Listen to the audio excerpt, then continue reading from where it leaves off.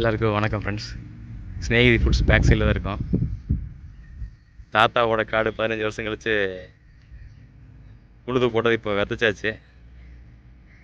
பாருங்கள் தெரியும், விதைச்சாச்சு. சூப்பராக ஓட்டி விட்டு பக்காவாக விதைச்சாச்சு. இதில் சொன்ன மாதிரி எள்ளு தான் விதைச்சிருக்கோம். நமக்கு தேவையான எள்ளு நாமளே விதைச்சிருக்கோம். வந்துச்சுன்னா சூப்பராக இருக்கும். எப்படி வருதுன்னு பார்க்கலாங்க. எள்ளு விதைச்சி 7 நாள் ஆச்சு. ஆக்சுவலாக இதுக்கு மழை பெய்யாமல் முளைச்சி வந்தால் நல்லதுன்னு சொல்லுவாங்க. அதுக்குள்ளே மழை ஒரு 4 நாள் பெய்யல. 4 நாள் பெய்யாதே பரவாயில்ல. அதுக்கப்புறம் ஒரு 2 நாள் மழை பெஞ்சிருச்சு. நல்லாவே மழை பெஞ்சிருச்சு. பாருங்கள், உங்களுக்கு எள்ளு செடி எப்படி முளைச்சி வச்சிருக்குன்னு காட்டுறேங்க. இதுதான் நீங்கள் பார்க்குறது தான் எள்ளு விதை முளைச்சி வந்த 7வது நாள். ஸ்நேகிதி ஃபுட்ஸில் எள்ளு வச்சுருந்தோம். அது 7வது நாள் முளைப்பு வந்த வீடியோ போட்டிருந்தேன். இப்போது 35 நாள் ஆச்சு எள்ளு விதைச்சு. எப்படின்னு போய் பார்க்கலாம். பார்த்தீங்கன்னா தெரியும், 35 நாள் ஆச்சு எள்ளு செடி.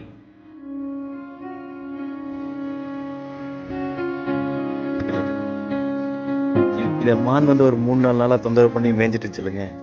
அது இந்த நெட்டு கட்டிக்கு அப்புறம் நேற்று நைட்டு எதுவுமே வரலைங்க. ஓரளவுக்கு பரவாயில்ல. எப்படின்னு ஒரு 40 days 45 days இருந்துச்சுன்னா இந்த கிராப்பை எடுத்துடலாம், எள்ளு கிராப்பை எடுத்துடலாம். நமக்கு தேவையான நல்லெண்ணெய் நம்ம எள்ளுலேருந்தே பண்ணிக்கலாம். இன்னொரு விஷயம், இந்த செடியில் ஏதோ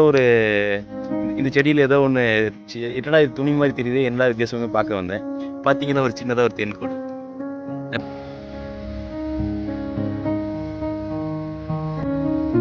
தேன்பூச்சி இந்த பூக்குள்ள இந்த மாதிரி காடையாகவும் எல்லா பூக்குலையும் இந்த பூச்சிகளாக போயிட்டு வந்துருக்கு. இந்த மகரந்த சேர்க்கைக்கு காய் பிடிக்கிறதுக்கும் இதுதான் நல்லா யூஸ்ஃபுல்லாக இருக்கும். போயிட்டான்.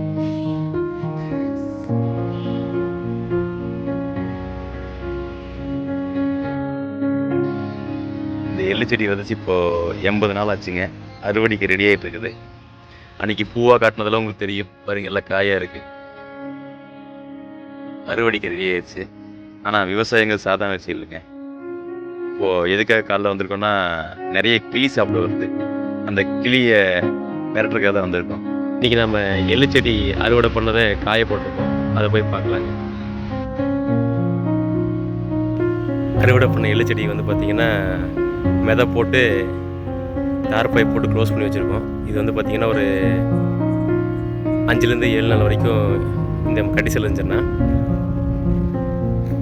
உங்களுக்கு எள்ளு செடி வந்து நல்லா அவிஞ்சு வருங்க. அதுக்கப்புறம் நம்ம போய் காய போடணும். இப்போ இன்னொரு பக்கம் காய போட்டிருக்கோம். இதுக்கு 2 நாள் முன்னாடி வந்து அறுத்ததை அதை போய் பார்க்கலாங்க. இது வந்து அந்த மெதையில் இந்த எள்ளு செடி வந்து அவிஞ்சதுக்கப்புறம் காயறக்காக கூட்டியிருக்குங்க. பார்த்தீங்கன்னா தெரியும், எள்ளு காய் இதெல்லாம் வந்து அப்படியே காஞ்சி வெடிக்குது. இது ஃபுல்லாக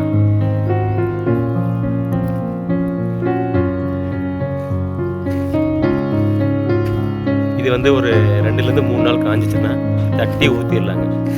ஊற்றி க்ளீன் பண்ணணும். இந்த எள்ளு சுத்தம் பண்ணது வேலையில் ஒரு பாதி முடிச்சுங்க. நான் சுத்தம் பண்ண எள்ளை காட்டுறேன், வாங்க பார்க்கலாம். இன்றைக்கி நாம் சுத்தம் பண்ண எள்ளுங்க.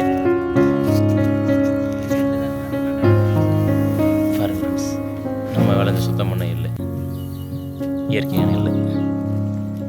இன்றைக்கி போய் நம்ம எள்ளு அறுவடை பண்ணதை ஆட்டிகிட்டு இருக்கோம், பார்க்கலாங்க. எல்லாம் எப்பவுமே ட்ரை பண்ணி தான் ஆட்டுவோங்க. எந்த ஒரு தானியம் வந்தாலும் ட்ரை பண்ணி தான் ஆட்டுறோம்.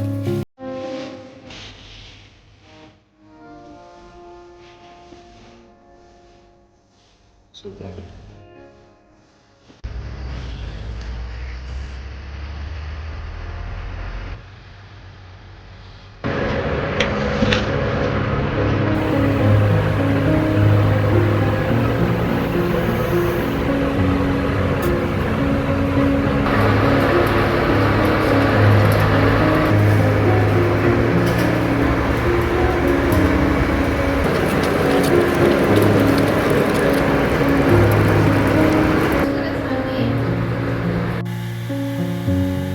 பதிவில் எள்ளு விதைச்சதுலேருந்து நல்லெண்ணெய் உற்பத்தி வரைக்கும் பார்த்த எல்லாருக்கும் நன்றிங்க.